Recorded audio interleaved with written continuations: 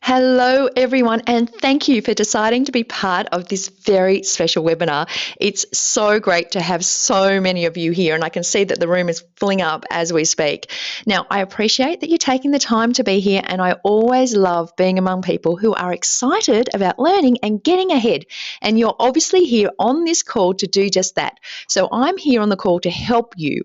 So I'm really excited about this webinar. This is only the second time I've ever attempted to do something like this live. And again, I've set myself a bit of a challenge here because I'm going to be doing assessments on potential investment properties using nothing but free tools available online. So you are going to walk away with a lot of tools and techniques from this webinar, which is great. And I really encourage you to take notes and put them to good use. Now, this webinar is also going to require a lot of participation. Many people have submitted properties on my Facebook page during the week, which has been fantastic. And thank you so very much for being involved. Now, I love to reward participation, so I have a few goodies and giveaways for you guys.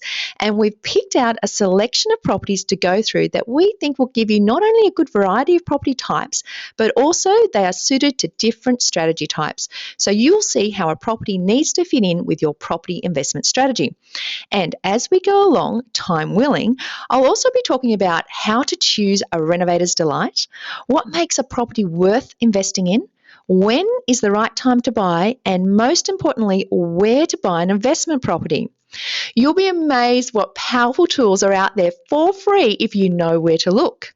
So, just some quick housekeeping. Please just let me know that you can hear me and see my screen once again. And if for some reason you are having audio problems, there is also the option to call in on the phone. You can find the phone number on the GoToWebinar control panel. So when you have a question, and I really want you to participate, all you need to do is raise your hand by pressing the little hand icon in the sidebar menu. It is quite small to see, and if I'm reviewing your property, please put your hand up because I might be able to grab you and put you on the microphone and we can have a chat. Now, that hand actually lives directly above the audio tab and is at the very top of the GoToWebinar control panel. So clicking the hand button will notify me that you have a question and I'll unmute your line if we have time. When I do unmute your line, you'll hear a voice say, your line's been unmuted, and then you know you're on. Now, at any time, you can put some written questions into the box and we can get to them. We will, of course. This webinar should go for an hour and a half. However, I have over 20 properties to look at. So I'm going to be going quickly and I'm going to try to get in as many as I can. And yes, I have a very exciting giveaway on tonight's webinar. One lucky person will be getting free access to the Ultimate Guide to Renovation 2015 program, which is not far away now. In fact, it will be reopening again in just under 3 weeks' time. So for those of you who are not familiar with it, the Ultimate Guide to Renovation only opens for enrolments twice a year and it runs for 12 weeks. It's essentially a strategic renovation masterclass for property investors. Now, it includes 12 modules of task-by-task video tutorials, and step-by-step we walk through 2 actual real renovations. Now, you also get 12 months of support from me via group mentoring calls, and you get membership to the Renovator Network, which is a private mastermind group where you can ask questions within a closed Facebook group.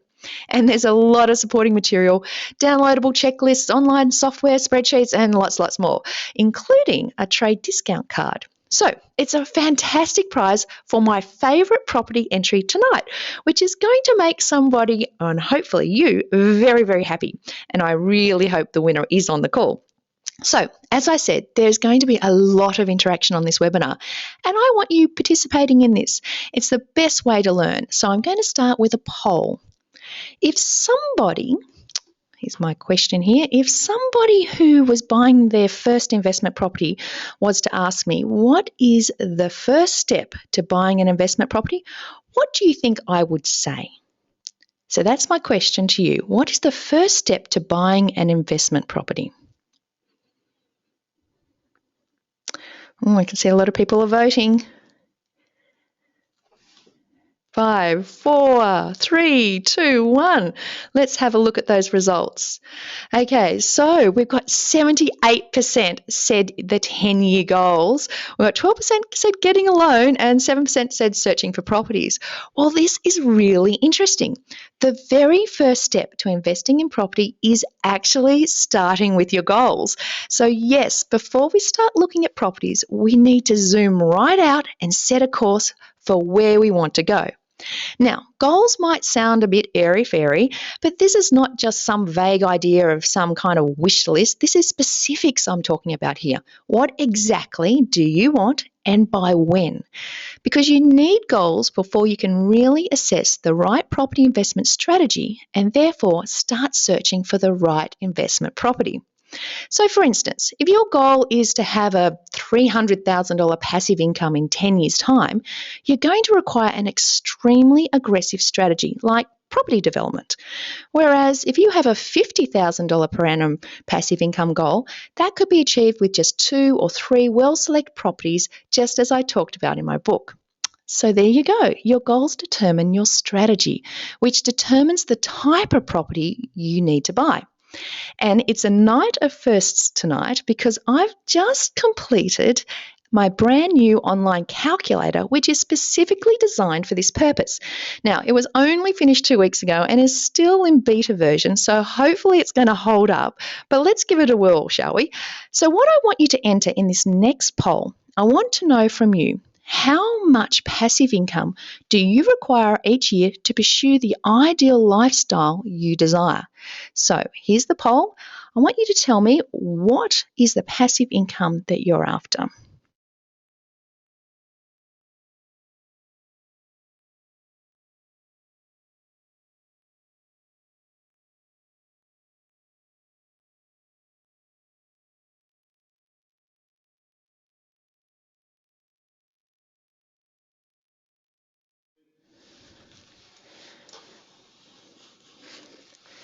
Okay, so let's have a look at this calculator, shall we? I'm just going to drag it over here into my screen. And I'm just going to finish off this poll and have a look at what everyone's after. So, how much passive income would you like each year from your property portfolio? We've got 34% say $100,000, 22% say $150,000. Wow, that's a lot. Okay, well, let's jump into the calculator. So what we do is we head over to investorschoice.com.au, calculators, and then we go to the portfolio calculator.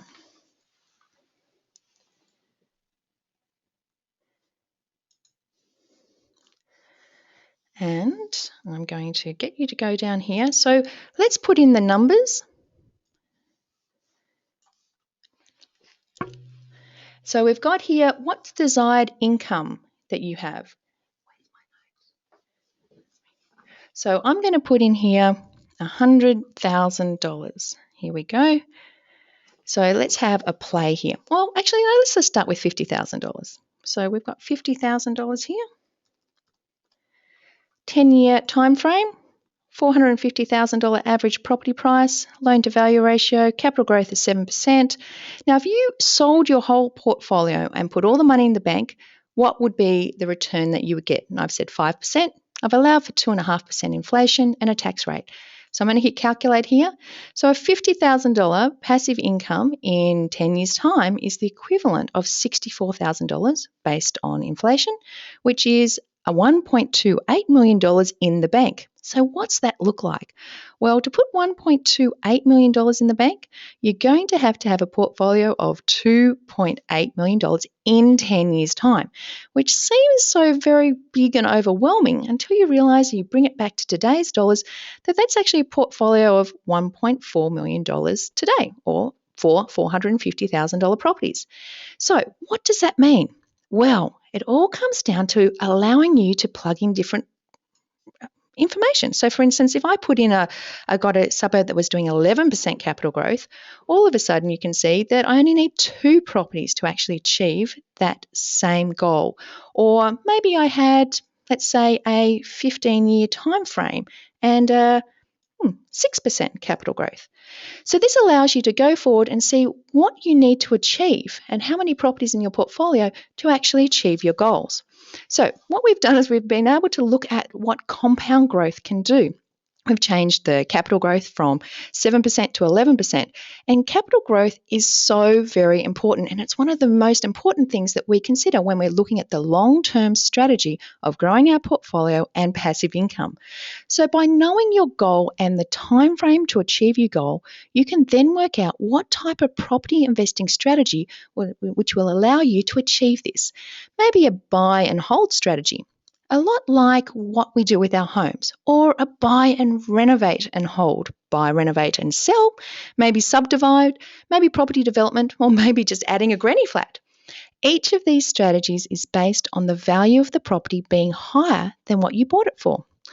Some by an active strategy, you can actively push up the value of the property, like in the case of a renovation, or by a passive strategy, i.e., where you do nothing and wait for the market to go up. So you can see how you can manufacture value that can allow you to get to your goals sooner. And for most of these strategies, you also need to have the fundamental buying criteria around you and your strategy clear in your mind before you even begin. So what's a buying criteria? Well, things like what's the maximum purchase price? And this is based on your personal requirements. So, what your income is and what your current debts are. Maybe what your minimum rental yield is. Now, this is around cash flow. What about the expected capital growth that you expect? Or the vacancy rates, or the percentage of renters in a particular area. Maybe the ability to add a bedroom under the current roof line, or add an extension or subdivide. Now, these are examples of the strategy buying criteria you need to be clear about before you even start your search. You can actually cut down 80% of the time wasted searching for a property by being clear on your criteria. So, as I suggested in my book, the average Australian family with just 2 investment properties and 1 renovation can put $1 million in the bank in 15 years. But where do you start? Well, it starts with you and what you can afford, your borrowing capacity, and hence your property purchase price. Now, there are many borrowing capacity calculators on the web, and as of July 2015, with the APRA-led changes to how investors are assessed for their ability to borrow, I suggest that you use those calculators as a guide only. However, I want to show you the calculator on my website that I'm particularly proud of, and yes, it's for free, and it's a resource that we will be looking at tonight, and it's the first free resource. So you can use this straight away to look at where you can afford to buy. This is linked directly to Residex. It's updated regularly and even the links through to properties on the market at the moment. So let's have a look at that calculator, the Property Plus calculator. So you can go through here and you can work out what your borrowing capacity is. So for instance, here with these scenarios, we've got a $210,000 borrowing capacity. Now let's just make this a little bit more affordable so we can look at some properties here. Let's make it $750,000. And let's look in, I don't know, where shall we look tonight? Queensland. And we might look around, let's have a look around, so many places. Brisbane City, for instance, and houses and units. So where can I afford? So up comes all the surrounding suburbs in the area, the median value. Now, what is really great that this actually gives you the last 12 months growth and the last 10-year growth figures. So you can get a feeling for what has been happening in the area. And you can actually then go through and click on here and it will actually pull up all the properties on the market at the moment in that suburb. So this is a really great example of how you can actually work out what your borrowing capacity is, but then find out where that allows you to buy. So what is the next step? It's actually finding a suburb that matches your strategy and your buying criteria. You want to find the best suburb you can possibly afford. Now today, we are putting the cart before the horse a little bit. So what we're going to be looking at is we're going to look at different properties rather than different suburbs. So I just wanted to touch on this now and emphasize just how important this step is. This is where I spend the majority of my time with people when I'm coaching. And the most promising suburbs are often part of what's called the ripple effect. One of my favorite tools for predicting capital growth is called the dot map. This is a large map that you can pin on your wall, and on it you put coloured stickers that represent a different increment of capital growth. And what you're looking for is the direction in which the growth is heading. You're looking for the ripple effect and the next great suburb to go up in value. Now, this tool is not technically free, but it's only the cost of a map and a box of pins, and you can do it yourself at home. So it's obviously a physical map and not really suited to the webinar format, but I just wanted to make you aware of this technique. So you refine your list of potential high growth suburbs by selecting the suburbs that have neighbouring suburbs with a higher median price and stronger past growth figures. Now, I'm obviously skipping over things pretty quickly due to our limited time, but the areas you choose to invest in and even the pockets within that area is critically important. So I must keep on moving, and I'd like to pull up one of our properties from the Facebook page, and hopefully you guys that have forwarded the properties are here on the line, because I would love to hear from you and why you actually chose the properties that you did. And I also have some goodies to give away for those who actively participate and get involved. And I always have a prize for the first person because I love action takers. Now, the person who jumped in straight away on our Facebook page was Mary Westall. So, Mary, if you are on the line, please put your address in to the private chat, because I am going to send you a book as well. And I love the fact that you jumped in straight away and put up a property. So, just to finish on our capital growth, before we go to the Facebook page and look at some of the properties, here are some of the ways to think about the suburbs that you shortlist. Does the suburb have neighbouring suburbs with higher past capital growth, particularly 10-year capital growth, because this shows a sustained growth trend rather than a potential statistical blip? Has this property or has this suburb had a past history of capital growth? Because if it hasn't grown at the rate of its neighbours, it might still have some respectable growth. Is there a good reason that this suburb has not grown at the rate that its neighbouring suburbs have? Is it due to public housing or poor infrastructure, maybe a lack of transport, maybe poor freeway access, or is there an oversupply of houses? Now, these are all the things you need to start looking for when considering a suburb. So, there's a lot of food for thought for you in there. And as I said tonight, we are skipping forward and looking straight at the property. So, let's view some of our candidates. And if I'm looking at your property, please send me a message in the chat box to let me know that you are here. So, as I said, we've had a fabulous response to our Facebook request for you to list properties on the market that are ripe for investment. And we had a lot of fun looking at these this afternoon, and I've decided on a few to review with you live so you can see the many free tools available online that I use. Now, for those I don't get to, don't despair. Over the next few days, I will put some comments on the Facebook page, Ultimate Guide to Renovation, so you can see my thought process. Now, remember, I'm all about low risk investing. So I'm looking for properties that fit the suburb, the target market, and with the potential to make money through utilising my Trident strategy, which is the 3 ways to make money: buying below the market, having the ability to add value, and in an area that has some experience and going to get some good capital growth. So let's get started. I'm going to pull up the very first suburb. Very first posting here, and it is from Mary. So let's check it out. Oh, I'm going all the way down the bottom.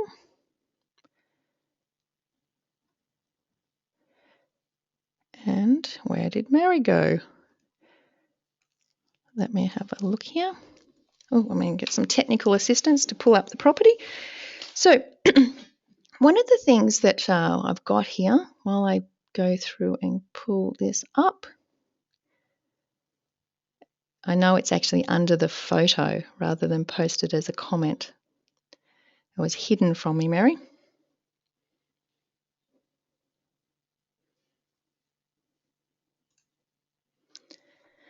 Okay, so here we go. So Mary says, this is a good one because it has a lot of upsides. So she's actually posted a property for me to have a look at. And we just go the one more reply above here.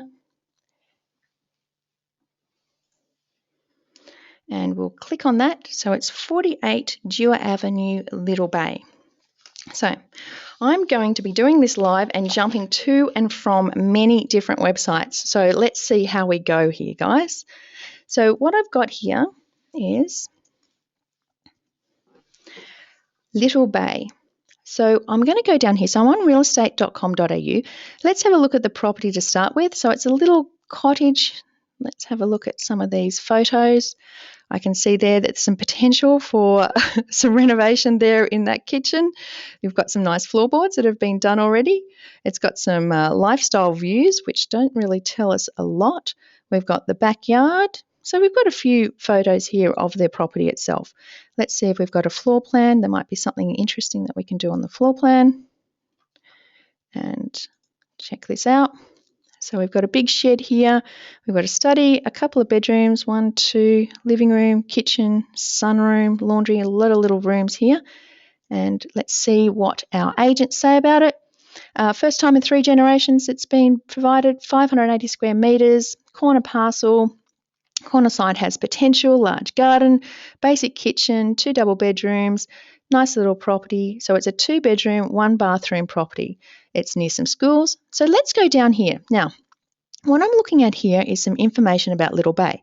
So first of all, there's some suburb information. The median price is $1.4 million. So let's just click on that and have a look. Now, what this pulls up is a question in my mind straight away, because what it says is the typical property here is a 3-bedroom property and it's $1.45 million. Now, remember, we're looking at a 2-bedroom property and the floor plan didn't really have a lot of easy ways of making that into a 3-bedroom. So the rent is quite high. We've got, a lot of people who are looking at the property, so there's a high demand in this area for people who are visiting the page on realestate.com. Now I'm just going to go back to the listing itself and I'm going to pull up the investor tab. So let's have a look here at the investor tab. So investor insights. Now I really like this, and this is one of the things that have been added recently. What comes up straight away is 2-bedroom properties in the area. Now what I'm looking at here is I can see that we're looking at median house prices. So I've got median house prices. Now remember, growth is one of the indicators that I'm looking at. So I've got some measures here between -5 and 10% growth, but there's not a lot of information that I can see here in the area. So Little Bay doesn't come up with a lot of information, which is a bit of a problem. So I'm wondering now, what is actually typical for 2-bedroom houses in Little Bay, and if 2-bedroom houses are typical. So let's just go down here. Now what you can do in these areas, see the median price here, is you can actually click on all houses. So you get a feel for, there's all houses here. So 29 sales in 2014, maybe 3-bedroom houses and 4-bedroom houses. So you starting getting a feeling for what the typical property might look like. We have an idea about demand as well. So 2-bedroom properties, there's not a lot of statistical information here. So this would start worrying me, Mary, about what is actually happening in this area. And as you can see, there's very little information. So what I'm going to do is I'm going to jump over to another area. I'm going to go and have a look at another website, and this is suburbview.com, because I'm not quite seeing what is happening in this area, and I'm going to try to get a feeling for what is the typical type of property. So what I'm going to do here is I'm going to go to property reports in suburbview.com, and I'm going to put in Little Bay. So Little Bay is the suburb, and there it is, New South Wales, and search.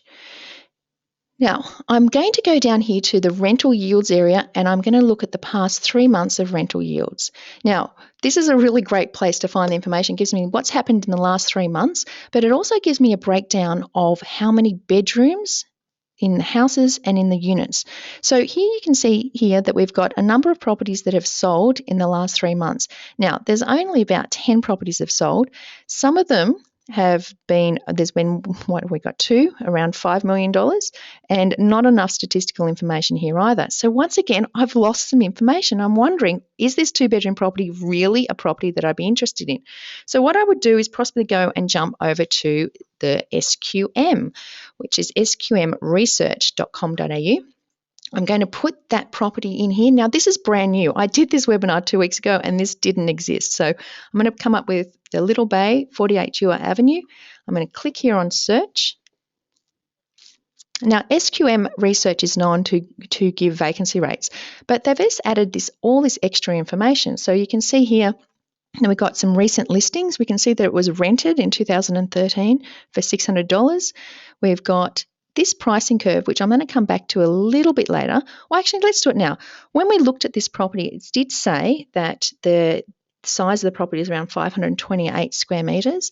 Now, we can see here that there's a scatter of how many properties have sold over the number of years that are represented here in the last 12 months. But around 500 is kind of characteristic. It just gives me an idea of what has been sold. And over here, it gives me the price per square metre. So this is a really cool little curve. Okay, so what I'm going to do is I'm going to jump in here and have a look at stock at the market, because I'm a little bit concerned, A, that we may not have enough stock to actually spend our time in this area, and there's not a lot of sale data, and that's what we've got coming up here. So here we've got, in 2015, there was 94 properties sold, and of that, the houses were maybe 70 of them. So there was only, say, 60, 70 houses, maybe 5 a month that were actually sold. So not a lot of information.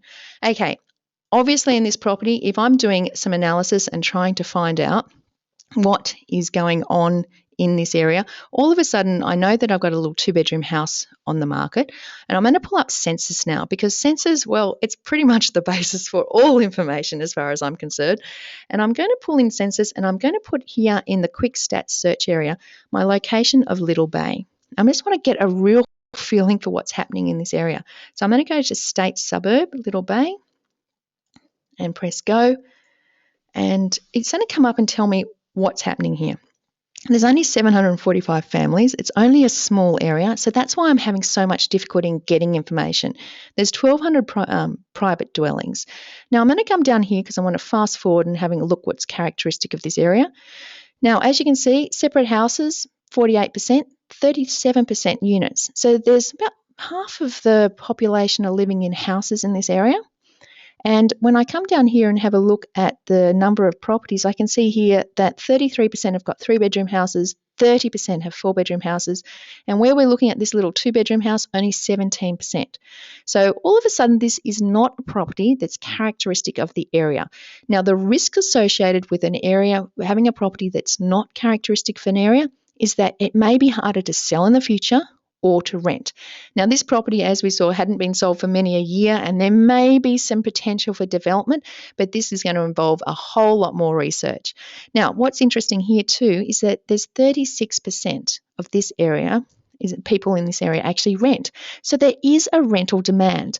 Now, when I'm looking at suburbs and I'm looking at areas and I'm looking for potential buy, renovate, rent, or buy and whole properties and rent them out, I want to have about over 30% of the population who are renters. I want a captive market. So what I can tell you clearly about this property before we move on the next one is I would pass on this. I would say if I had all the properties that I've got on my list tonight to have a look at and lots of potential, I've got a property that's over the average price for the entire city, so $1.4 million is the median. I've got a 2-bedroom property that's not characteristic of the area, a 3-bedroom. I do have some good rentals, so I've had a captive rental market of over 30%. But I think this is just a bit too much of a risk, so I would steer clear. So that is that property. So let's move on and have a look at another one. So the next property I have on my list is one from Simone. Let's have a look at the previous comments up there. So I might just go all the way to the top and go see previous comments. So Simone's got this property here, and what she said, suburb is in Toowoomba, experienced great capital growth, upcoming infrastructure projects, which is great, properties in its 50s, brick veneer house in need of renovation, loving this already, and going for well under the median. Wow, number one on the Trident strategy in this area with potential to add an extra bedroom. Wow, we've got some good things happening here. Close to hospitals, schools, shopping centres, like your opinion. So let's have a look at this property. We've got 8 Acacia Street in Rangeville. All right, so what have we got here? The property's on the market for $330,000, which is great. We'll have very few photos of this property itself. Now, Simone was very active and she actually emailed me some photos, and it didn't really give me an idea or a floor plan to give me an idea of what we could actually do with adding a bedroom to this property, but I'm assuming that she's already done some research on that. So let's see what the agents say. Great area, 736 square metres. It's a solid home, 2 bedrooms, built-ins with a smaller 3rd bedroom office, beautifully polished floors, cosy lounge room, close to the schools, etc. So we've got a really nice property here. Now let's go down and have a look at some of these, and we've got information about what the local schools are. So we've got 3-bedroom houses, which is this is what it's characterised for, is $377,000 for the median. Now, what we know is that this is on the market for offers over $330,000. So it already looks, or $330,000 it's on the market for, so it already looks like it's below the median. Let's just get a little quick view of what's happening in the suburb. A few profile information here. So here's a little suburb out here in Toowoomba. We've got the 3-bedroom houses for $377,000, 4-bedroom $480,000. Got a bit of a demand going on. Let's jump in and have a look at the investor tab. Investor Insights, so 4.6% return, which people who've got properties in the capital city would be very happy to have. And if we go and just zoom in a little bit here, this is on median price, so we can see some information coming up here about the area. So we're in Rangeville. We've got the median price $377,000, yield of 4.6. We've got a median price next door at $452,000, so a lot higher there. We've got some lower price areas here, some good yields. So there's not a lot of pricing pressure on this other than this one suburb. So if we're talking about the ripple effect, we're looking at that based on price. Let's have a look based on growth.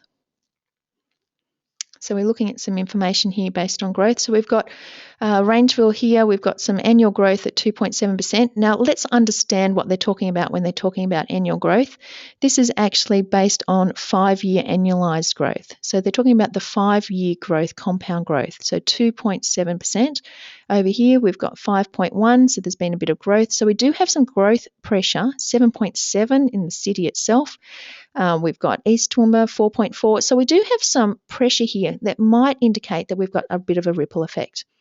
Now, these are really great little graphs, as I said before. I usually just jump down here and have a look at what's going on with all houses compared to the 3-bedroom house that this is. So you can see that the 3-bedroom houses, we've got 77 sales, 120 rentals. So there's some really good rental demand for those 3-bedroom houses. And with the all houses, we've got 197 sales and 222. So there's a lot of volume of properties going on here as well, which is good to see. So let's get a bit of an understanding of the demographics in this area, because there did seem to be a bit of an indication about school zone being important. So what I want to do is jump over to here, which is SQM. I'm going to go back to the first page, and I'm going to put this address in.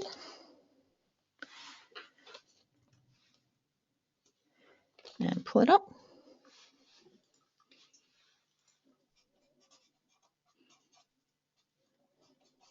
I've got a question from Derek. The lack of photos, would this worry you? Probably not, no. I would keep my research going because it might throw some other people off as well, which means there could be some opportunities we're missing. So let's pull up this property here. We can see the past sale information. Now, what I'm interested in particular here is just having a look at the information here on the stock on the market first of all. So let's get a feel for here. So we've got a lot of houses, predominantly houses that are on the market. So we've got 1,500 here that have been on the market. We've got some vacancy rates. It will give me an indication it's probably a really big population. So vacancy rates here are over 2.9%. So when we talk about vacancy rate, we're talking about if you have this property and you rent this property out, then what is the likelihood of you having a period of time where you're not actually going to get any rent? Now, that's the vacancy. Now, we talk about a market being in equilibrium if the vacancy rate's around 3%. So the same amount of people are looking for a property as those that are actually trying to rent a property.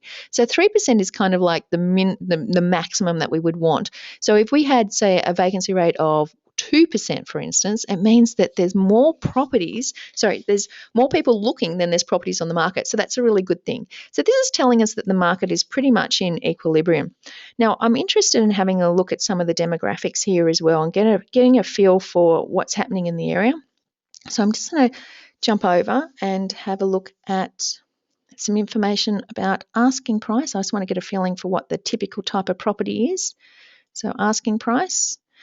So when I pull this up, I'm trying to see what the typical type of property is. So you can see here, all houses is the blue, 3-bedroom houses is the purple. So I can see here that 3-bedroom houses is not what the kind of typical property might be. And this is really interesting. SQM basically goes through and has a look weekly at the properties on the market, and they're trying to ascertain what is happening. So you're actually getting a weekly kind of view of what's happening in a market. And often when we're looking at long-term information or informational websites, we're getting maybe 1 month, 2 months, 3 months out of sale data. But as you can see here, we're actually getting some really close information. So we can see here that we've had a 12 months change of 3.3%. Over 3 years, there's been a change of 17%. So there's been some really interesting things that have been happening here. Now, I'm just going to jump over here to Suburb View, because what I want to get a feel for here in Rangeville, I'm just going to type in Rangeville in Queensland, and I'm going to be looking at the reports, is once again get some information. I'm going to go down here. Don't ask me why, but this always seems to have the best information, rental yields at 3 months. So I'm looking at the houses here and getting a feel for what has been on the market. So you can see there's been 47 listings of 3-bedroom houses in the last 3 months and 28 listings of 4-bedroom houses. Now, this is interesting because it gives us an idea of what the price is per bedroom. So for 3-bedroom houses, the median is around about $390. Now, remember, this property is on the market for $330, which is great. And we've got 4-bedroom houses around $499. So sometimes when you're looking at the median for an area, they're actually looking at all the properties together and the median price. Where if you go to suburbview.com, you jump into these reports, it's actually going to give a breakdown per bedroom. So 3-bedroom houses and 4-bedroom houses.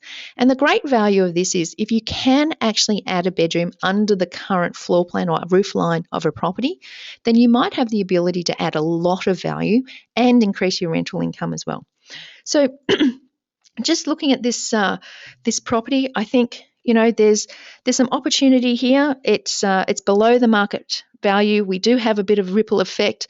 There's not the photos as we'd like to see what we could really do to the place, but Simone said that there's some potential to actually renovate as well.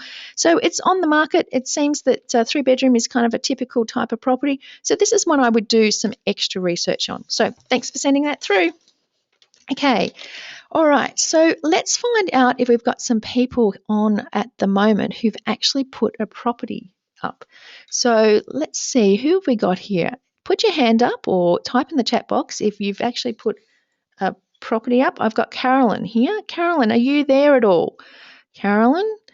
Okay, Carolyn has put a property up. Gosh, we've got thousands of names we're going through here to see if we can see if Carolyn's on the line. Carolyn, are you there? Nope, I can't see Carolyn's name. Well, I'm just going to run through the property that Carolyn put up. Basically, this property is in Wahroonga in New South Wales, and she made a comment to say that there's room for improvements and it's level land. It's a 2-bedroom property, but it's on a very large block, 1,290 squares. So we've got that. So let's just jump in and have a look at that property. So here we are here. Let's have a look at the potential of, so there's nothing really wrong with that kitchen at all. It looks like, you can always tidy it up. I think timber always makes things look a little bit dated, but there's nothing really wrong there. Pink carpet, I wouldn't agree with. I think that probably dates it a lot. And we've got a family room. Let's check out this floor plan. Okay, so this is interesting. We've got a two-bedroom property, one two-bedroom property here. We've got a large lounge room and kitchen, which, this property hasn't been touched for a while. There might be an opportunity to create some space there. But then we've got that family room. And in actual fact, that might be something that could be created into a three-bedroom property, so under this current roof line. So that's something to consider in this. So let's just have a look. I just want to make sure that you guys can see my screen. Can you guys see that I'm on realestate.com.au and I'm looking at a property in Wahroonga? Yep, great. All right, so here's the two-bedroom property. What have these guys, Glenn and Joanne, said about it? It's impressive. It's on a very big block. It's a large frontage, established gardens. It spans a large internal space. There's two bedrooms, the full-size original bathroom. Original features, single lock-up garage. So interesting information here. I guess what I really want to see is what the median for the area is. Now look here, the median for the area, 1.46 million. But what does that look like? So 1.46 million is actually closer to what you can see here is a four-bedroom, and what we're talking about is a two-bedroom, and we don't even have a two-bedroom property listed here. So I'm starting to get some doubts about whether this property is actually a property that is characteristic of the area. So let's have a quick look at the insights here. It's almost past my interest stage of going, nope, I don't think I'll spend a lot of time on this one. Let's have a look and see if we can pick up any statistical information on that map. So sometimes what you're going to find is for some of these outer suburbs, you're not going to get that information. We're looking at two-bedroom houses, and as you can see, there's nothing coming up. Now, if I put in three-bedroom and four-bedroom houses, all of a sudden we've got a lot of data. So this to me says that this is, we were talking about an area that's got a $1.4 million median price. We've got a two-bedroom property that's not characteristic of the area. You know what? I reckon this is a no-go, and even trying to do a little third bedroom in this space, in this area, I think your demographic is going to be looking for a lot better finishes and a lot more rooms. So I don't think that this is a great property investment. So thank you, Carolyn, for sending it through. Okay, so let's jump on to Margaret. Margaret put up a property and she said it has renovation potential, which is great. So we're going to Herne Hill in Victoria.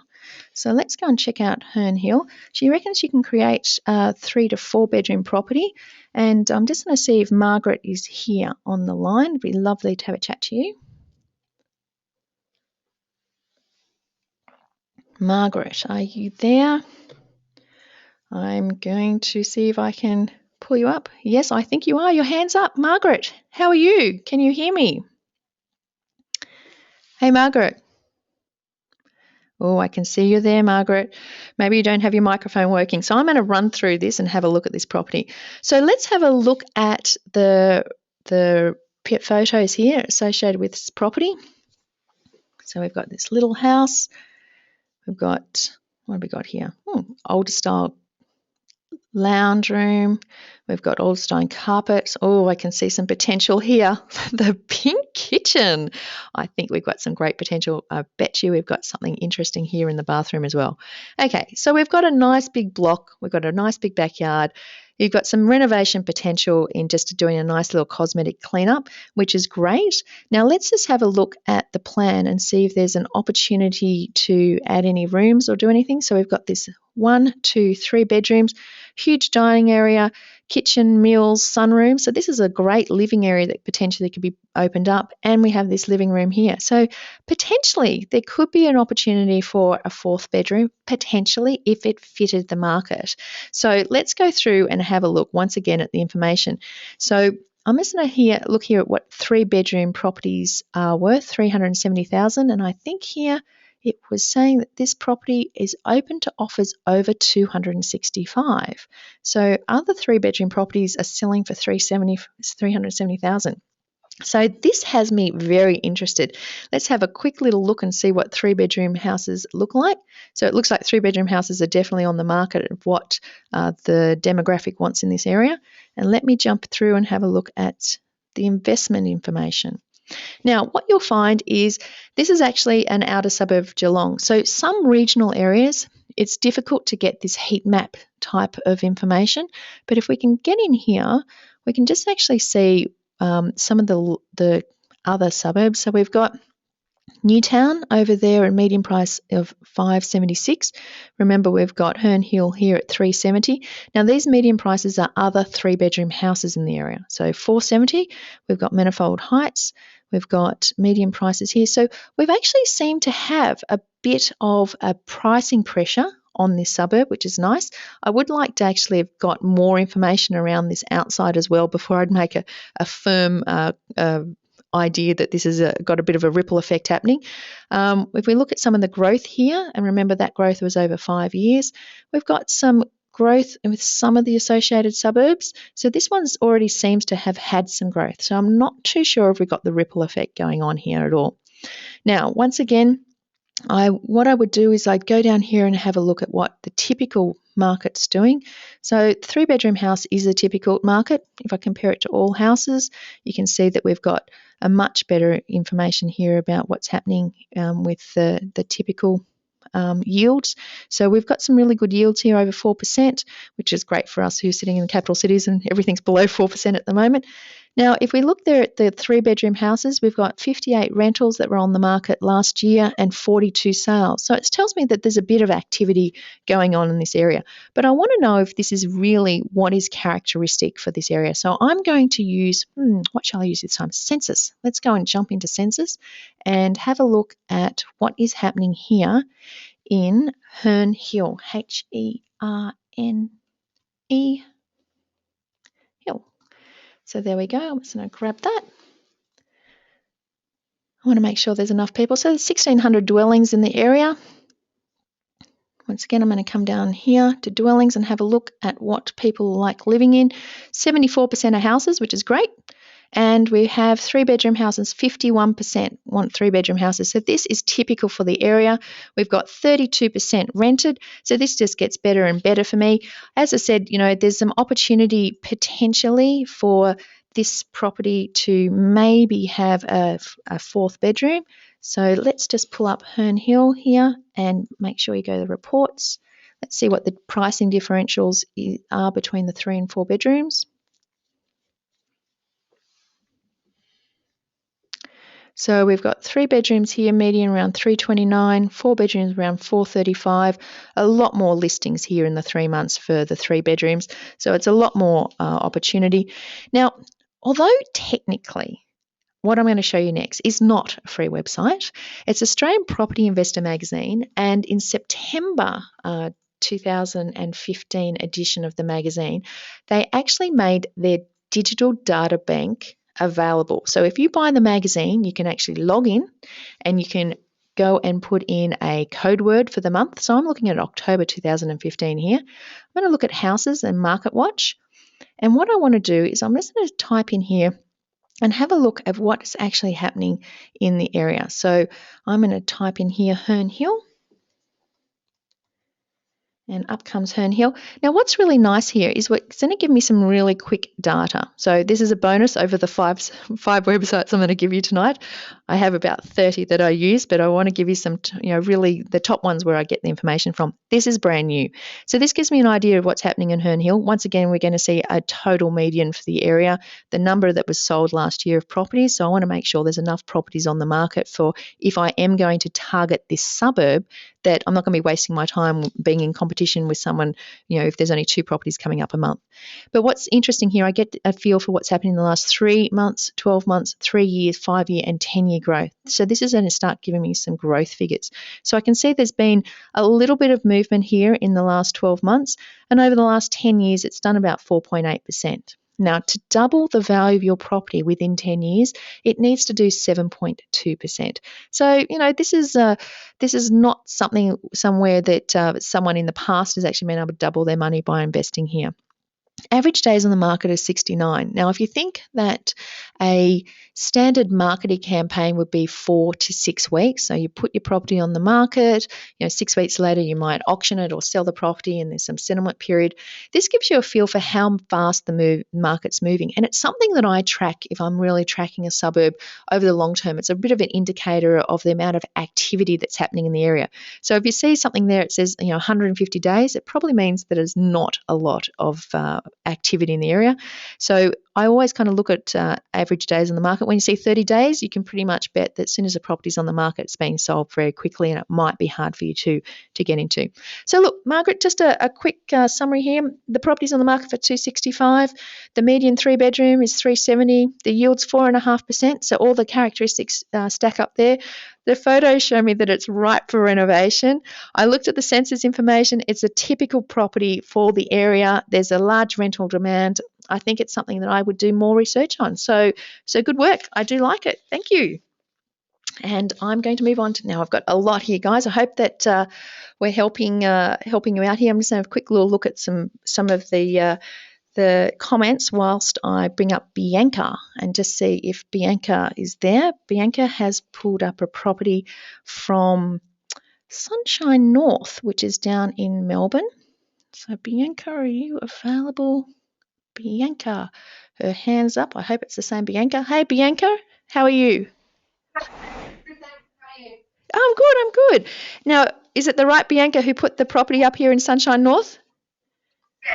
Excellent. And why did you choose this one? It was just a random. We're just looking at that suburb, so I thought I just put up a random one to have a look at. Okay. More in terms of the suburb. The process. Okay, well, let us grab that property and I will go through it. I think I've looked at this suburb myself, when I've got students doing the dot map.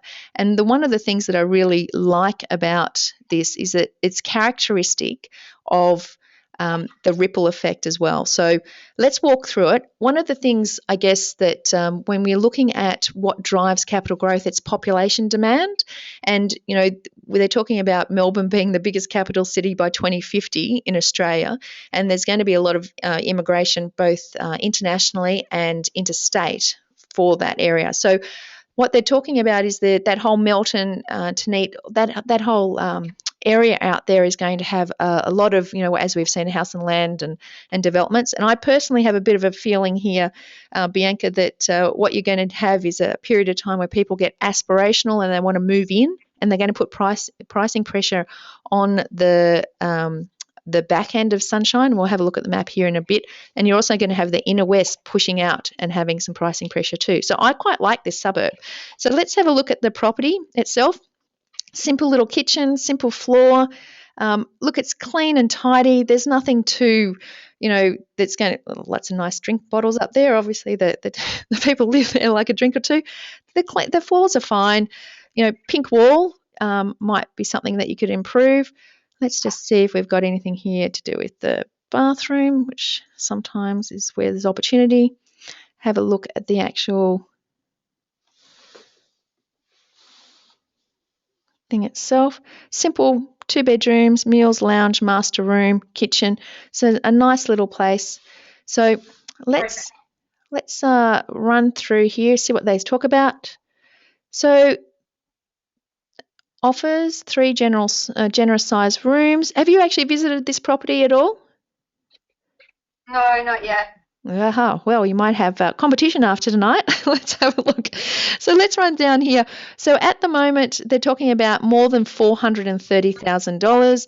It's open for inspection. Is it going to auction? Does it have any auction date? So we have an auction date there, so we know it's going to auction. So the other 3-bedroom properties in the area, $450,000. So this is over $430,000. I would get the feeling that we are probably going to be much over $430,000, closer to $450,000 plus for this property. So we've got the 3-bedroom properties around $450,000, 4-bedroom $468,000, 3-bedroom properties renting at $320,000. Not as much demand in this area as the rest of Victoria. So there's maybe some opportunity to get in there before everyone else sees the trend. And let's have a look at this investment insights. Now, I'll give you an idea of what I was talking about when I was talking about that pricing pressure. And this is a really great heat map for us to pull up. And I'm just going to have a look in the terms of growth here, because what we can see here is we've got, some great growth in these suburbs that are pushing outwards. And when I was talking about the inner west pushing outwards, I was talking about these areas here pushing out. And when we talk about the ripple effect, when people can't afford Footscray at $6.89 over there on the left-hand corner, and maybe Maidstone at $5.96, $5.13 at Braybrook, they might go to Sunshine North at $4.50. So that's why I'm kind of looking at, this. We've got some growth here that's associated with these suburbs pushing out. And this is the area where there's a lot of new developments, and there's a lot of speculation of this is where the growth corridor is going to be for Melbourne in the future. So what I was talking about, that pricing pressure, is pricing pressure coming from a ripple effect almost pushing into the city, where people are getting aspirational as the years go on and pushing towards this, and the inner west pushing out. So I think there's potentially some great opportunities here. So let's just run down. As I said, 3-bedroom houses, we've got 116 sales. The demand for renting 3-bedroom houses, so we can see that's been picking up. We might just want to do a comparison to 4-bedroom houses. So we've got the 3 bedrooms and the 4 bedrooms, the 3 bedrooms down here and the 4 bedrooms up here. So it seems to be a bit more opportunity for the 4-bedroom houses for renting. And let's have a look at the yields with the same 3 and 4 bedroom. So we've got here the 3 bedrooms, and if I just have a look and have a look at the yield there, you can see that the yield's just below 4%.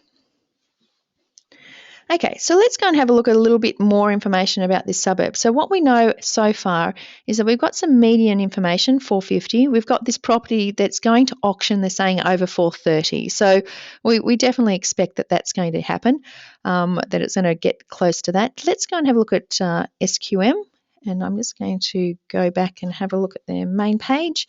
And I'm going to pull up this actual property itself. So this is 4 Gresswood Street, Sunshine North.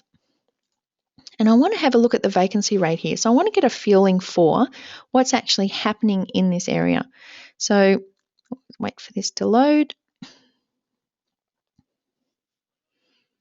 There we go. Nothing's happening.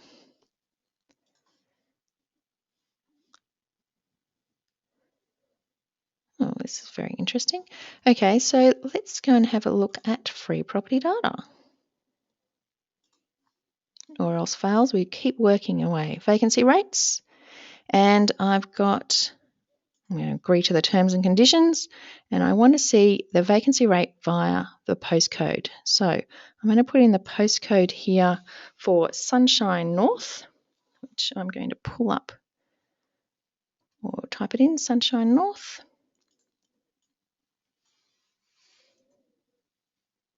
And have a look what's happening. So postcode 3020. So here we've got a vacancy of 3.2%. So this is, as I said, now equilibrium is around 3%, and what we're having here is a little bit over 3%. So not great. Let's have a look at the asking price information for 3020. So we're looking at the 3-bedroom houses around 450. Prices are going up. Now, what's interesting here is this is, as I said, go to sqmresearch.com.au for up-to-date what's kind of happening on the market. So if we can see that the prices in the last week have kind of gone up 6% and over the last month 3%, and we're going to auction in a few weeks' time, and we've got written on the website, values over 430, or the value of the property is over 430 and the median's 450, we're going to have to make an expectation that we're not going to be getting this property for between 430 and 450. So this is kind of helping you being realistic of what's happening in the area. So another way that I can actually do that is I can jump over to another website called investsmart.com.au. So let me pull up investsmart.com.au. Now, with all of these websites, guys, and as I said, I did this webinar 2 weeks ago and the pages look completely different. Just know what you're after. So what we're after here is we're after investment in properties. So sometimes they change it and hide it. So if I go over here to invest and down to property, there's lots of information that come up, or I can just click on property. And what I'm going to do is put in there Sunshine North. And I'm going to do some ask for information, and up comes Sunshine North houses. So I'm going to click on here, and the reason I go to InvestSmart, couple of reasons, is that it gives me, once again, a nice heat map of what's happening in the area, and it's always good to look at different information from different sources and compare it. But I also like here that they actually are going to give me days on the market and discounting information. Now, look at this. The median price here is $390. Now, we're looking at the information over here. They're talking 212, 213. So I think this is old data, and the SQM information was a lot more relevant. And if you want to go down the bottom here of InvestSmart, I'd go down here, and instead of jumping over to census, you can have a look here at the type of dwelling. We can see that houses are 85%. So this is right on market, and we've got renters of 24%. So as I said, I would usually like to have around 30% of renters.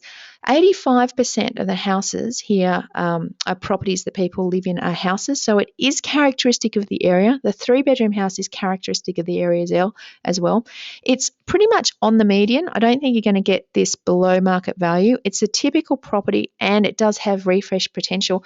But as I said, with that ripple effect, I think, Bianca, that you're going to have in this area some really good capital growth prospects as well. So what you've done here is possibly nailed 2 of the 3 of the Trident strategy, which is the renovation potential and capital growth. So good job. Thanks, Jane. Thanks for looking at it. Okay, my pleasure. Okay, let's jump ahead and have a look at the next property. I think I've got Helen here. Helen's got a property, and I'm going to pull this up quickly. Yep. So she says, here's a property 3 hours from Sydney near Jervis Bay where she lives. The suburb median is 268. The house didn't sell at auction in July. So we're months down the track now. I'd like to know if I bought it and renovated to force some value, how to do that, how much to spend, so it's not overcapitalised. Okay, so let's have a look at this area. Now, I would like to know, so your question's a little bit different here, and I'm going to do this a little bit differently as well, because I want to know if this is characteristic of what the properties look like. So first of all, let's just have a look at the property. Look, that's a clean little kitchen, and what you would do is go through and have a look at the other 3-bedroom properties on the market at the moment in this area and see if it's characteristic. Nice little wood fire there. Wow. And we've got a creative real estate agent who's done a photo in the mirror to show you the spa. So I would probably say that this has some great opportunity for renovation. And what other photo? Oh, we've got a shed. Oh, fabulous. Love the shed and the garage as well. So a nice little property. I would want to know, obviously you want to know if there's an opportunity here to make some money from renovating. And I'm going to do this a little bit differently, because what you will find here is that when I'm actually looking at making money from renovating, I'm trying to look at what the pricing disparity is between the renovated and the unrenovated properties. So what I'm going to do, go in here to realestate.com.au, and I'm going to go into their buy button. So I'm going to go into their search engine, and I'm going to put in I'm going to put in this Aroa Bay, New South Wales, and I'm going to choose 3-bedroom houses, because I just want to get a feeling for, is there potential for you to actually renovate and make some money here? So here's the property here. We've got a property that looks kind of characteristic of the one that you indicated. So we've got the typical 3-bedroom properties were, we'll have a look at the median values in a moment, but we're just having a look at what the price range is here on the 3-bedroom properties. So 339, got a flash one there at 495, very flash at 269. We're outside of the suburb here, so obviously we've selected some surrounding suburbs as well. So we've got 63 properties available. So what I'm trying to do here is just get a feel for, is the property kind of like the property that we're after? So we're looking at these 3-bedroom, once again. Oh, hello. They want to do a survey, see if we like them. So we refined down here to 3 bedrooms. We've got 465 3-bedroom. We've got 339. This has got 2 bathrooms. We've got something that's postponed, 339. So it's interesting to see, that these properties themselves are a little bit different to the one that we're looking at. But what I would do is I'd go through here and see what they're actually what they have that your property doesn't have. So, are you actually going to spend the money on this property itself and make some money out of it? And that's what we want to get to the bottom of. So we've got here a property, great family space.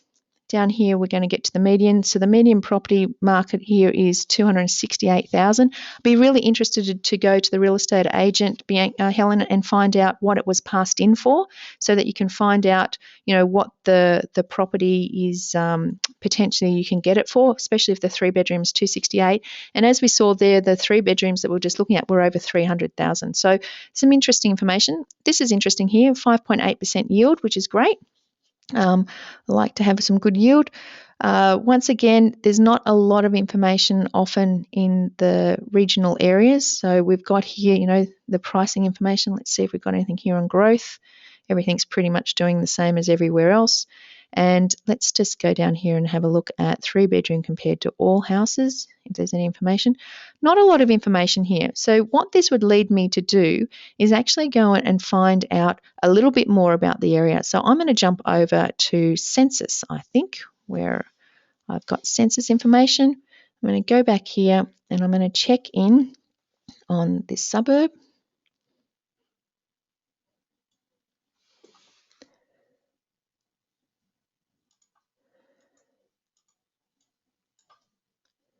Yep. Let's go there. Check it out. So there's only 400 dwellings in the area.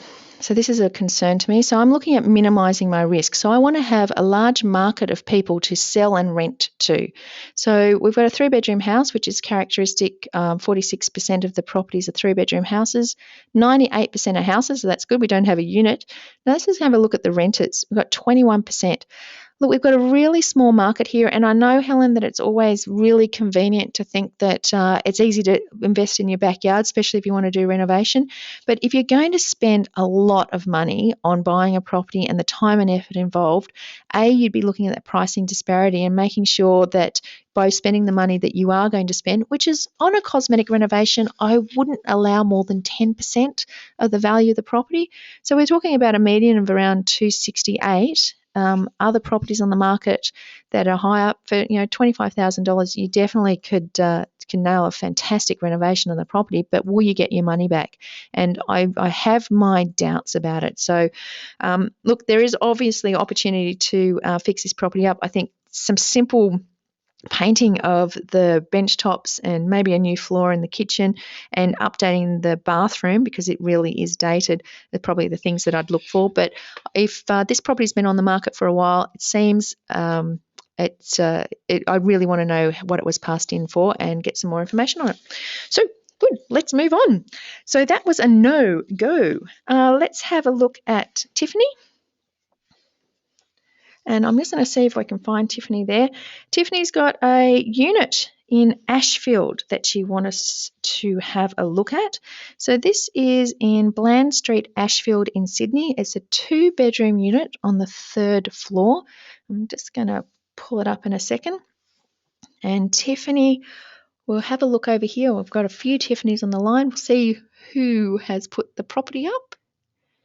And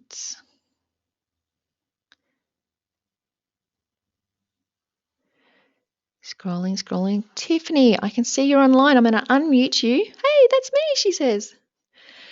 Hey, Tiffany, how are you going? Hey, Tiffany, can you hear me? I can hear you. My mute isn't working. It's okay. I can hear you. Can you talk to me? I can hear you typing even, Tiffany. Go, say something. Oh, really? Is it working? Yes, it is. Oh, hooray. It's so exciting.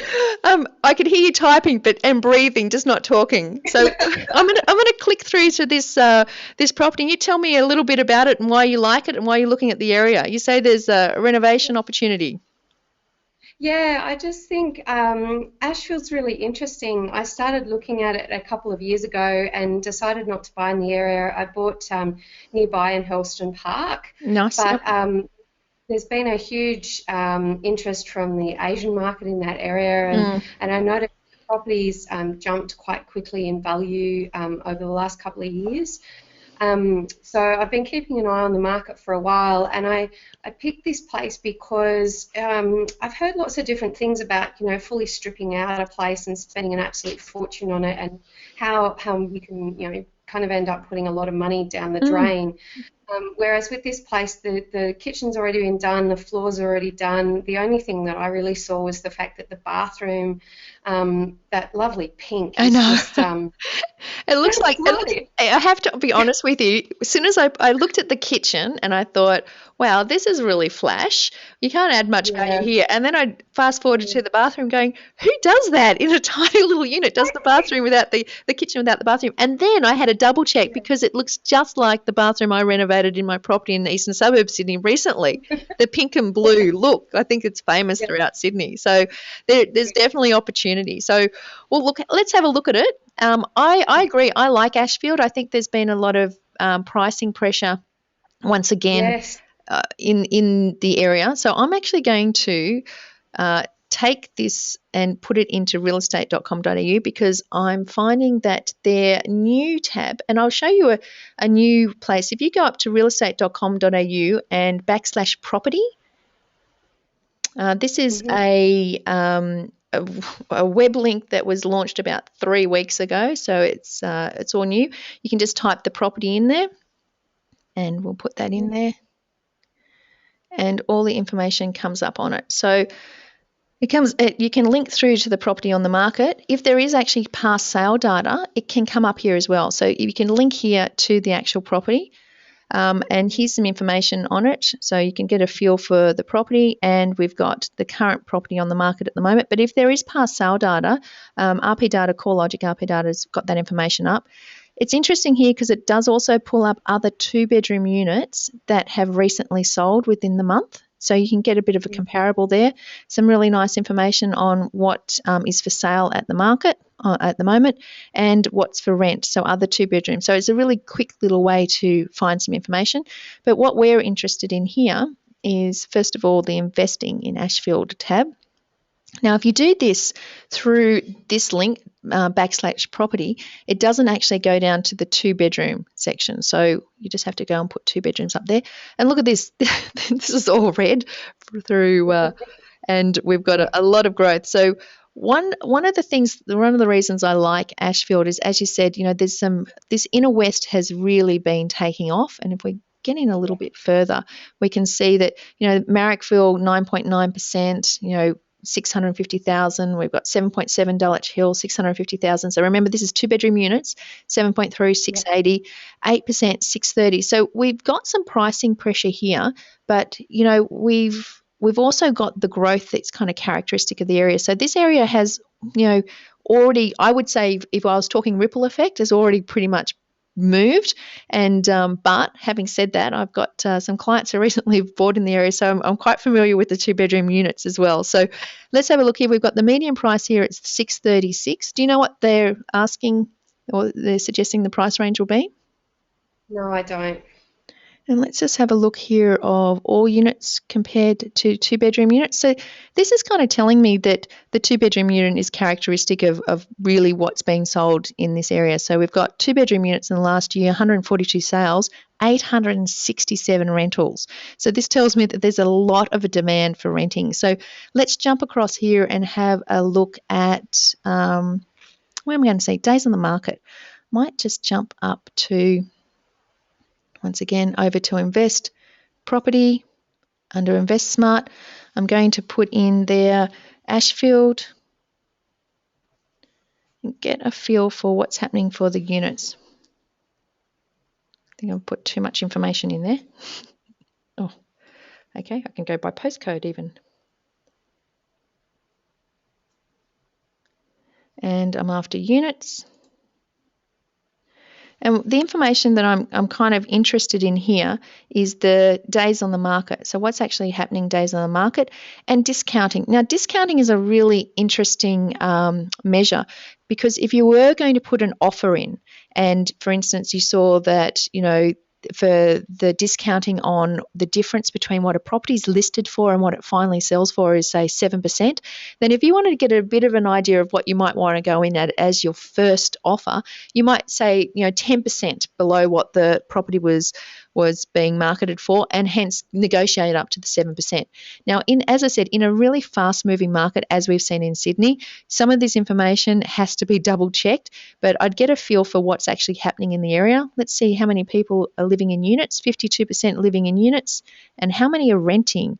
So we've got 47% renting. So from a buy, renovate, and hold, you've got a really great property here. I think there's some really good dynamics regarding the ripple effect. However, it's not the next hotspot. It's probably the current hotspot, which is going to make it a little bit harder for you to actually get this at auction.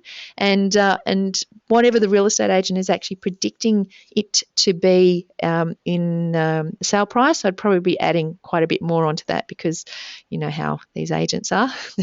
They're often. And I went to an auction, or been to a few, and around Croydon and Ashfield, often they'll go for 120,000 more than what the real estate agent's asking for. Yeah, and that's one of the things, is that this gives you an idea, and I often have clients I speak to who, agent says this property's going to go for 400,000, and they go and spend $500 on a pest and building inspection, and they get to the auction and the reserve is at 510, and they're like, I've just wasted my money. This, being able to do this information with free sites is really great, because it gives you an indication of what is actually happening in the market. And I think it's really handy to be able to look at what's happening in the market, and it's really handy to be able to see what the realistic expectation could be for property. Obviously, you could buy a Residex report, or you could buy an Australian Property Monitors report or RP Data report, but this is where you can get all of this information for free. So let's have a look once again. So I had a look at this on SQM this afternoon, and actually, you know what? Let's go over to Australian Property Investor magazine. And what we're going to do is I'm going to have a look at vacancy rate. So this information comes straight from SQM anyhow. I'm going to type in Ashfield. And here's Ashfield. So we've got some vacancy rates here of 1.7%. So this, we've got a high rental demand and 1.7% vacancy rate. So this is fabulous. So what we're seeing here is there's a large demand. There's more people looking than properties available. So as a potential, I don't think you're going to get this below the market, but sometimes in a rising market, you have to get in to actually, in the future look back and go, wow, what a steal that was. You've got the potential to fix up that bathroom, and because the kitchen's already done really nicely, and I think you've got a great area, and a lot of people, obviously the price point in Sydney at the moment is so high, looking at buying good quality older style units, and in areas that are close to train lines and infrastructure, and within your budget is a great area. So well done. Thank you very much. Okay. See you later. Bye. Okay, I've got Natalie next. Let's have a look at what Natalie's got. Oh my goodness, we're not getting through these very quickly, are we? I'm going to have to speed up, I think. Sorry, guys. I get so excited about looking at properties. So I've got Natalie who's got a property in Duncraig, which is in Western Australia. And Natalie actually says that the surrounding areas have good growth, and there's the opportunity to put a box on the back. So for anyone who hasn't actually seen some of the information on things that we do in our renovate to sell renovation strategy, which is creating a box on the back of the property, this is what she's referring to. So watch the videos in the next few weeks and you'll become an expert at it. Now, older style kitchen, once again, pretty ugly floors. Let's have a look what the rest of the place looks like. Nice, clean, painted. Looks like a bit of water damage. I can see why you'd want to knock this off the back. bathroom that has ripe for renovation. Oh, the spa tub. Wow, gosh, these guys are living it grand over there in Western Australia, aren't they? All right, so this is a property that's on the market for $579. Let's have a quick little look of what's happening. The average 3-bedroom property is going for $630 at the moment. Now, the box on the back strategy, and I'm assuming, Natalie, that you're potentially looking at doing this major structural renovation with the opportunity to flip this. So if I was going to do that, I would be looking at an area that had the potential to do that, and I'd be looking at pricing disparity. Now, the pricing disparity for a structural renovation is around about 170% of the value of the property. So let's just say you got that for $580 and we're looking at 1.7. So you're going to have to sell that for around $980 to make around about 10 to 15% profit on your money. So if we have a look in here and have a look at what the other properties are on the market for, we've got 3 bedrooms at $630, 4 bedrooms at $760. Now there's a lot of interest in the area, which is great, but let's have a look at some of the dynamics as well. So let's have a look at this investment tab. Investment insights, rental yield 3.7%, kind of general for a capital city at the moment. We've got 3-bedroom houses, got a large red, so it looks here, we've got 528 median, 550 median, 525, 630, so it's one of the higher prices in the area. So it's one of the ones that has already probably moved. Let's have a look at some of the growth over the last 5 years. So we don't have a lot of growth pressure here when we're looking at this. And let's just look what the characteristic properties look like. So we've got a 4-bedroom, 2-bedroom. So not a lot of 2-bedrooms. So we've got 3 and 4 bedrooms. The top line is the 4-bedroom and the bottom line is the 3-bedroom. We've got, what have we got there? The 3 bedrooms have got a 3.8% yield, 58 rentals, 55 sales, 4 bedrooms, 122 sales and 87 rentals.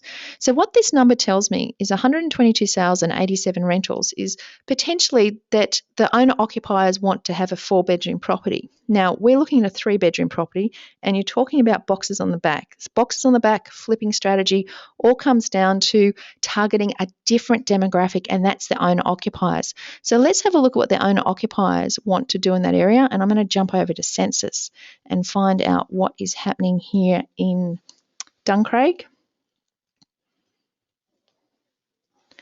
in Western Australia.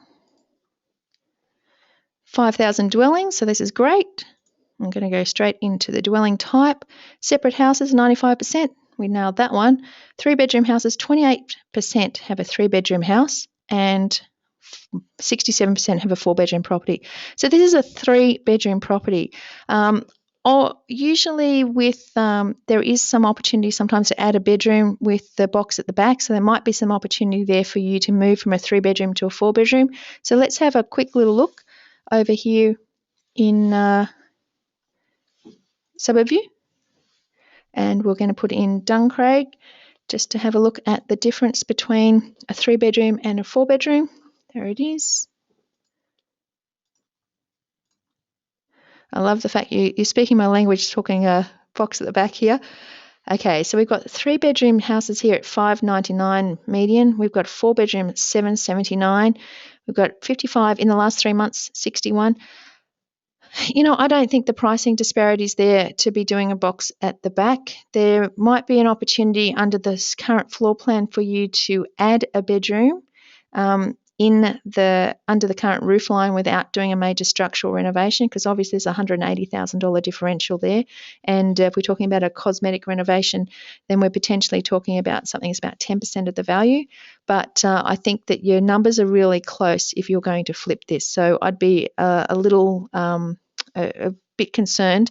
And if you're going to keep this property, there was only a small amount of the actual people in the area rent. So we look at rented, 12% rent. So this is not an area that you would actually buy and hold.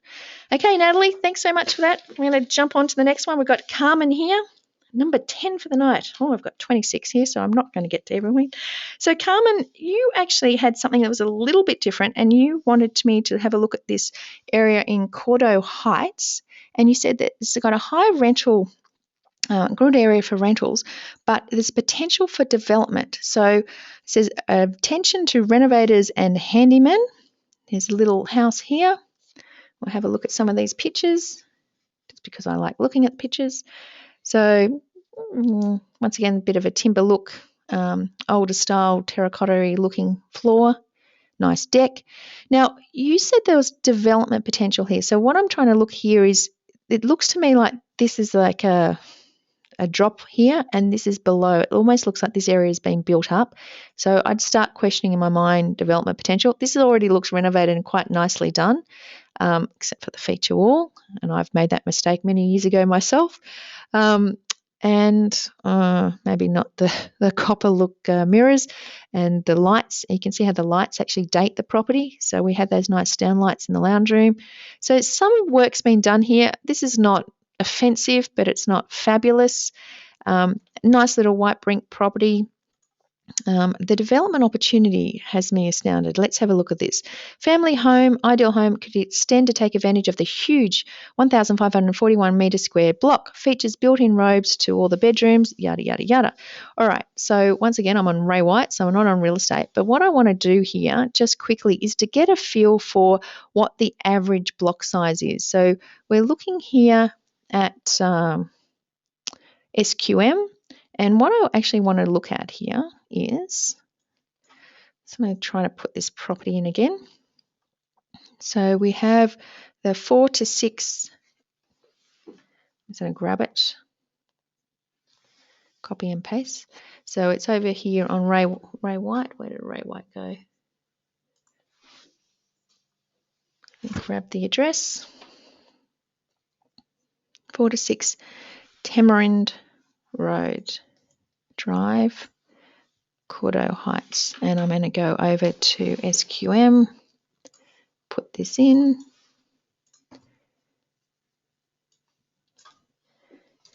and Cordo Heights, see what comes up.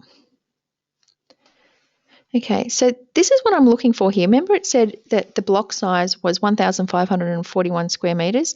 So they're saying that it's saying it's a really big block.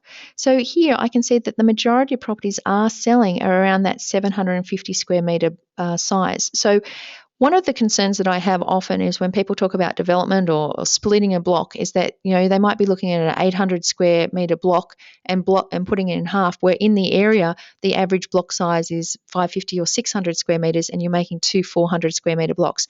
So in this area here, I don't have those kind of concerns because we're talking about a 1,500 square metre block that you're trying to potentially split and maybe develop. So there is potentially some opportunity there.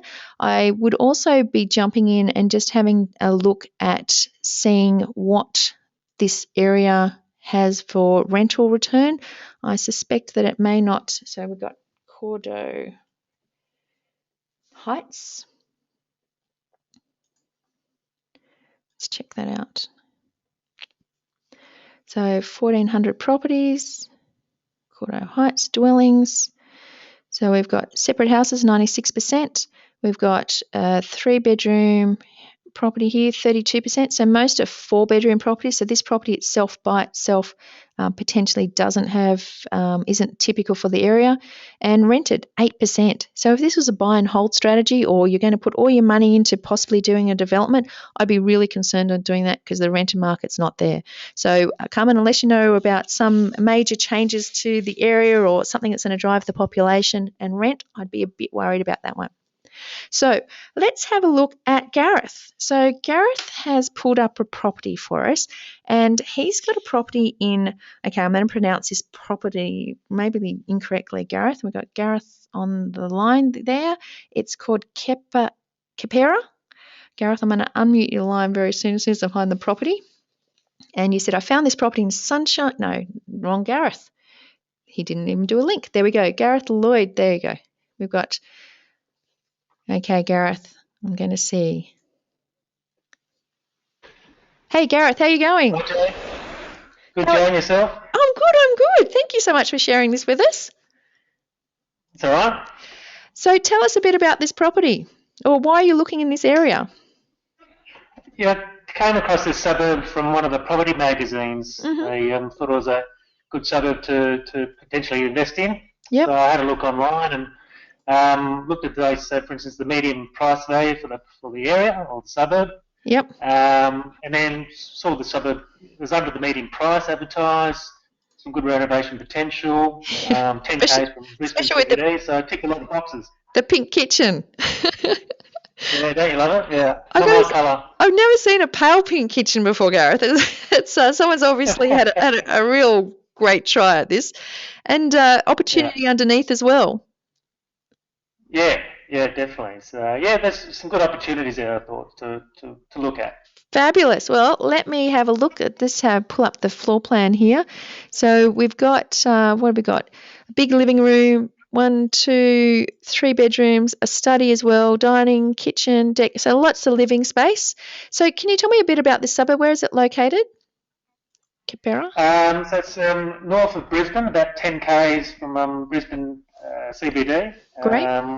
Got good access to train lines, which a lot of people do take the train to go to work. Yep. Good for families. So I think your typical 3-bedroom houses, I think from memory, was quite popular for the area. So so it looked a good one to consider, I guess. Perfect. Well, it definitely looks like it's got some renovation potential. It's on the market here for offers over 405. So let's just pull it into realestate.com. 3-bedroom, 1 bathroom, 546 square metres. It did sell. Here's some past sale data in 2006 for $265,000. So obviously in the last, whatever that is, 7, 8, 9 years. They've had 9 years. They've had a bit of growth, but not quite doubling their money. So properties that have sold, 3-bedroom properties have sold recently. We've got around the 500 mark, and this is on the market for over 400. And let's go and check this out. I just want to get a feel for the suburb itself. So the median for Keperra is 3-bedroom 457, and this is on the market for 400. So obviously below the market. So we're ticking number 1 on the Trident strategy there, Gareth. Let's have a look at the investing opportunities. So we're looking for some yield. We're looking for the typical property for the area. We're looking at ripples and hotspots. So let me just pull in here a little bit. So we can see here some real dark reds when it comes to the median prices. So we've got what's that? Milchington, 579, 680. We've got 600, 579, 460. So this is a fabulous indication of potentially some pricing pressure. Let's have a look at the growth that's been there. Now, this is over the last 5 years. When I'm talking about dot maps, I try to do over 10 years to get a real feel for it. But we've got some growth here, 3, 4.7, 1.6, 3.4, 1.2. So this has definitely got some pressure on it. So we've got below the market, we've got some ripple effects accounts here. I'm getting excited about this one, Gareth. We've got the median price here, 463 for all houses. So let's move that back to 3-bedroom houses, 458. We yield of 4.5%, which is decent, especially within 10 k's of CBD. So we're looking at this area here, and we've got the 3-bedroom houses over the last 10 years. So we've got some information about what's been going on. So they've steadily been going up, which is nice to see. The market demand for renters. So this has been going up as well over the last, what we've seen over the last few months. And let's have a look at some buying. So the market's been going up also. So there's a lot of people looking at in this area.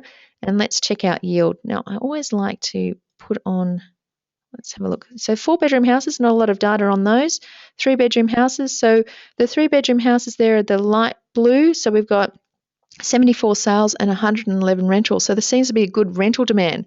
Well, I'm getting excited here. Let's move over to Census and see what they have to say about this new suburb I've never heard of, Keperra, discovered by Gareth. Okay, let's have a look here. So we've got ripple effect, buying below the market potentially. We've also got the fact that it's it seems to be the 3-bedroom property seems to be characteristic of the area. And what I'm looking here is for renters over 30%. And I'm also going to go and jump and have a look at some of the vacancy information. So let's do that. I can't spell. I'm having troubles. K-E. Here we go. It's hard to talk and type at the same time.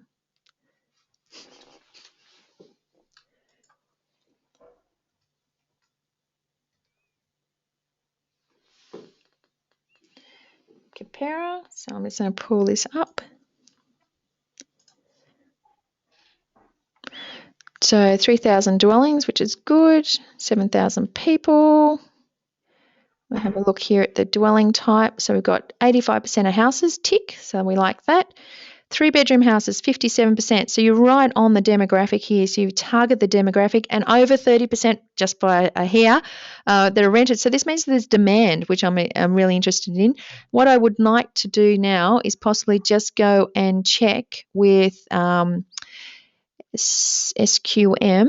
I'm just going to pull up one of my tabs here and check with them around vacancy. Actually, that's the Australian Property Investor magazine. So we're going to pull them up. Now, Australian Property Investor, I think it's like someone asked, is around about $9 a month, $8-9 a month. Their data bank information in the back, I've got 10 years of API magazines, and I go through them manually. The fact that this is now available online is fabulous. So let's have a look here at houses. We're looking here at, what am I looking at here? The vacancy rate, combined change, nope.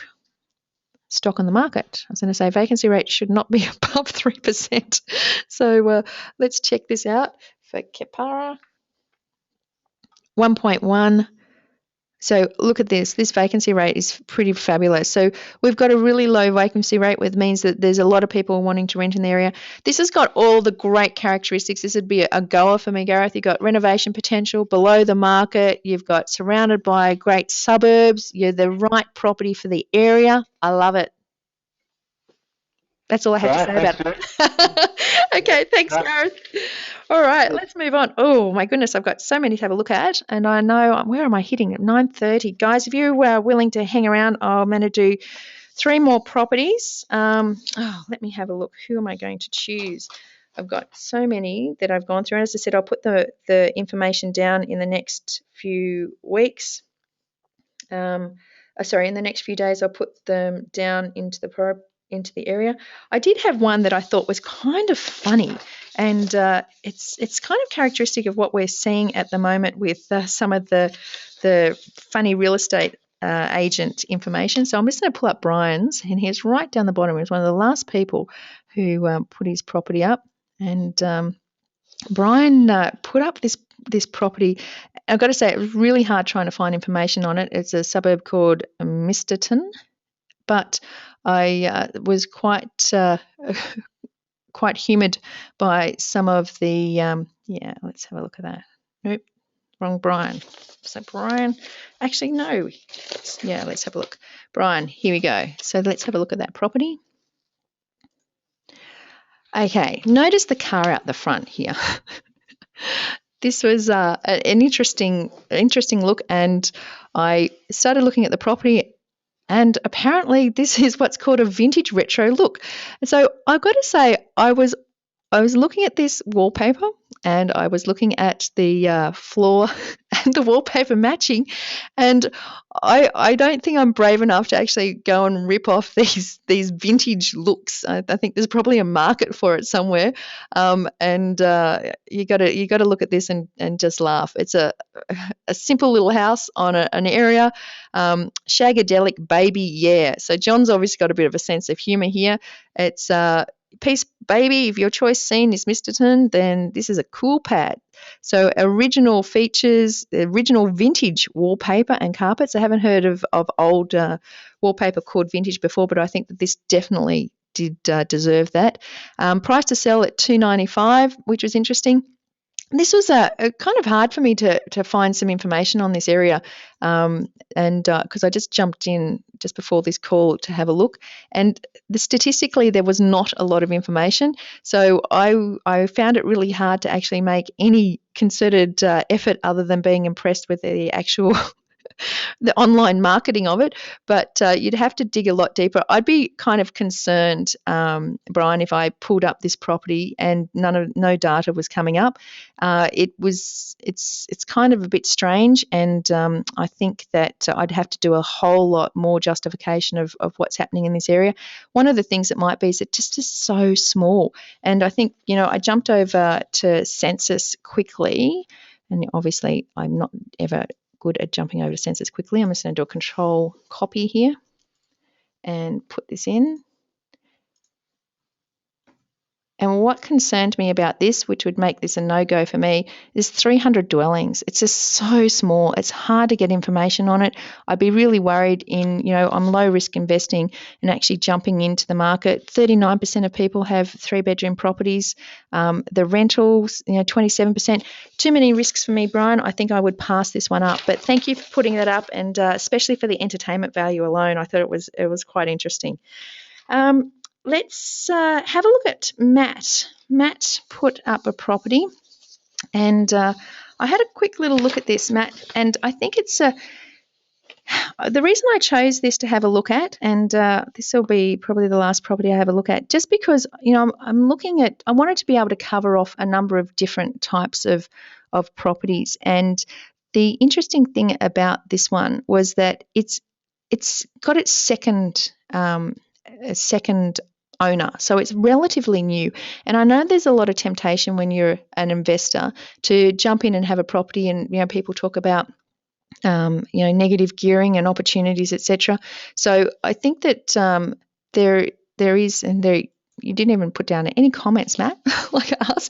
But the reason I pull this up is that it does say, estimate value between 410 and 460. It is in Hawthorn in Melbourne.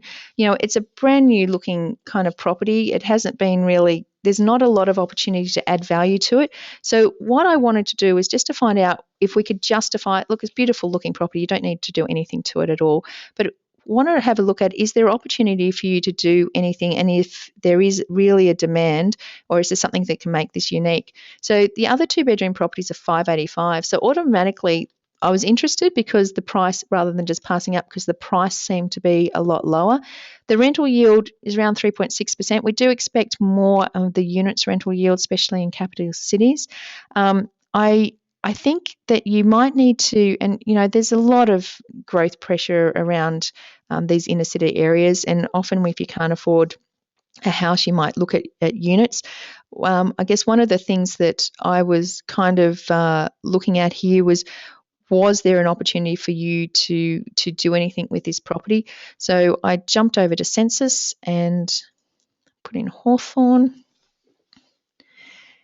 and just to see if there was a market for, there we go, market for units and renters.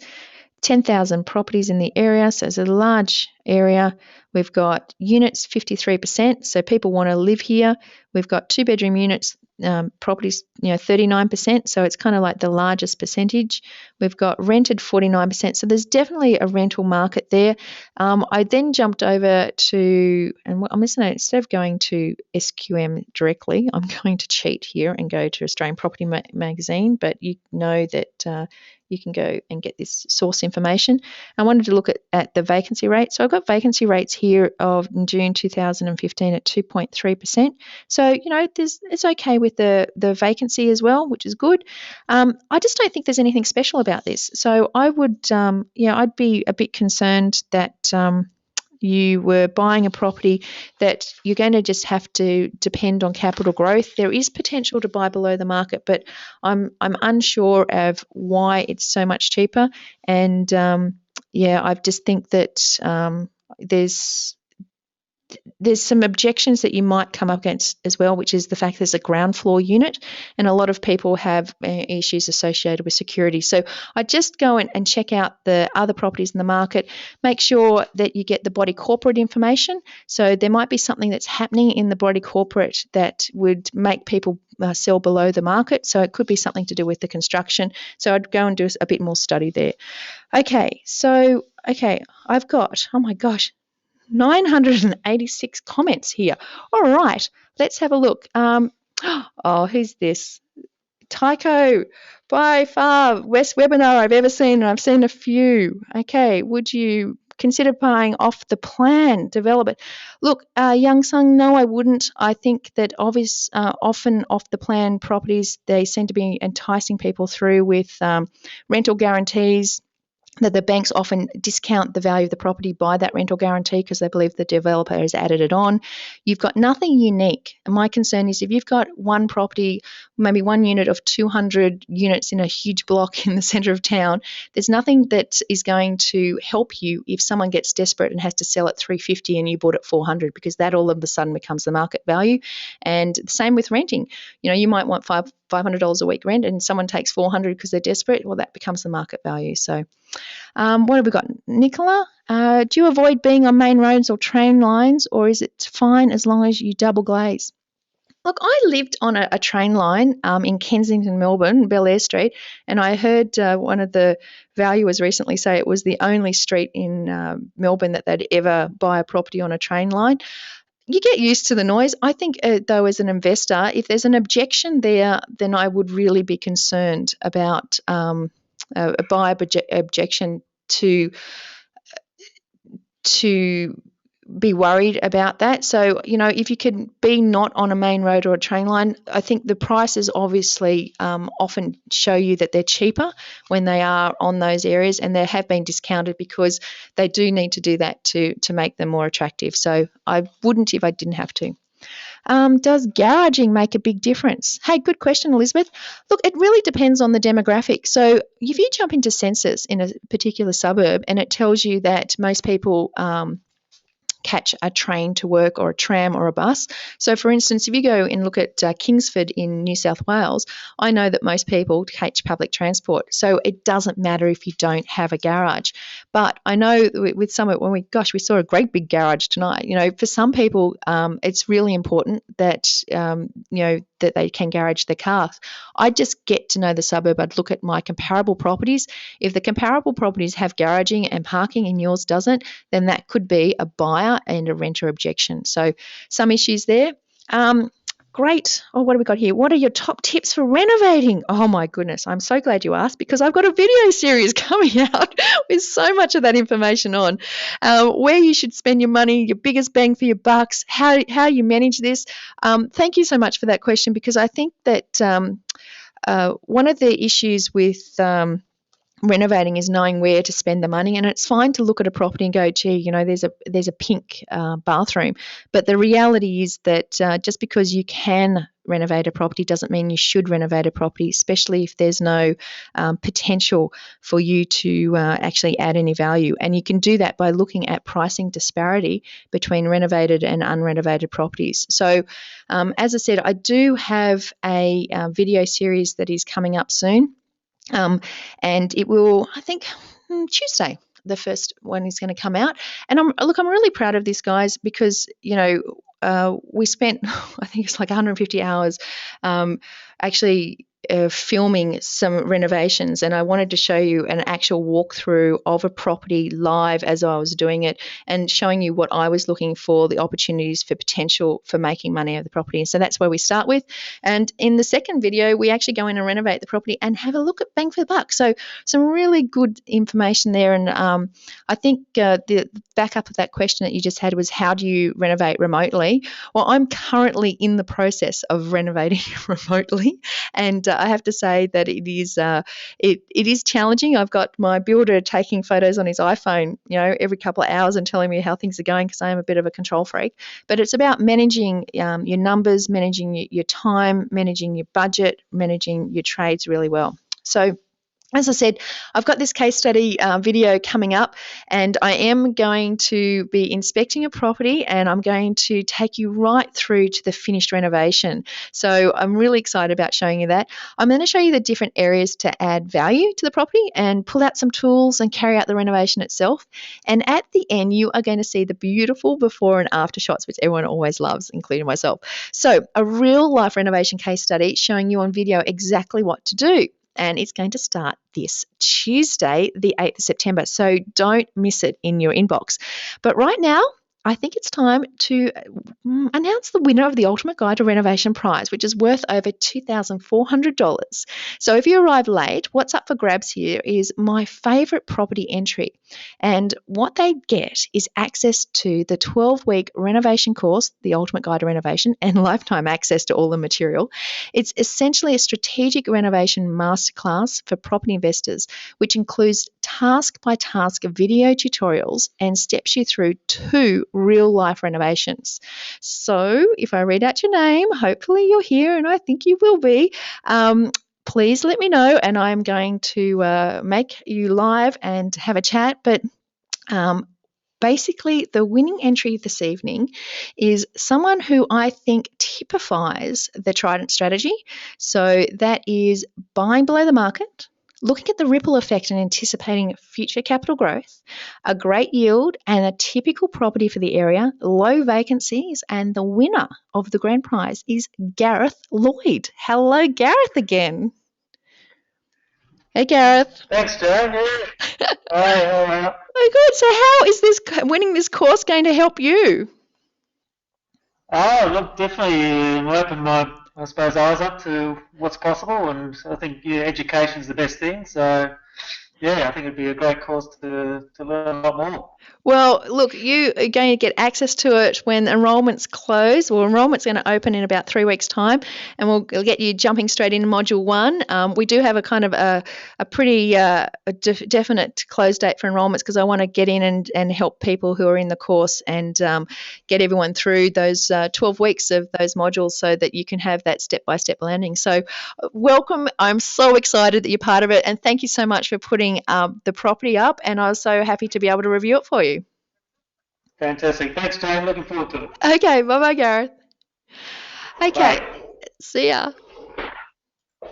So let's just have a quick little recap here. Oh, look, I've shared with you 5, 6, 7 websites that I use. As I said, I've got a whole toolbox, but I wanted to give you a real top-down look at how I would start my analysis, whether it was going to be a go or no go. And I know we get really caught up with looking at properties and suburbs and things, and the reality is, I can do 90% of my research really quickly online.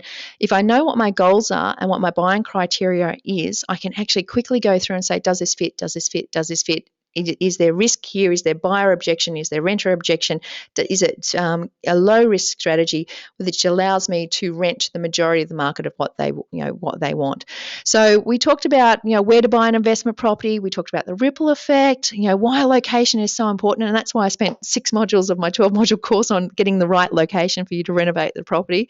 And we chose you also saw from the investorschoice.com.au calculators how by just choosing 2 or 3 well-selected properties, you can actually build a portfolio that does support your passive income goals. So, we covered a lot of material tonight. I'm sorry we've run a bit late, and we still have like 500-600 people here. So thank you so very much. I'm going to wrap things up. Unfortunately, we are out of time. A big thank you to you.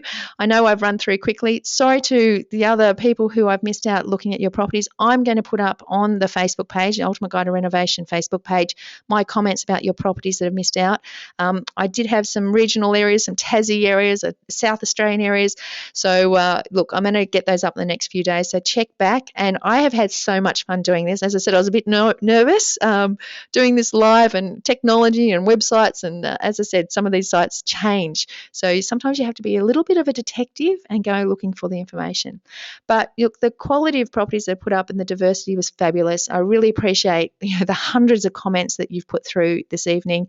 And thank you so much of being a part of this. Watch your inbox for next Tuesday when I'm going to release that first case study in the video series, and keep an eye out for the Ultimate Guide to Renovation at theultimateguidetorenovation.com.au.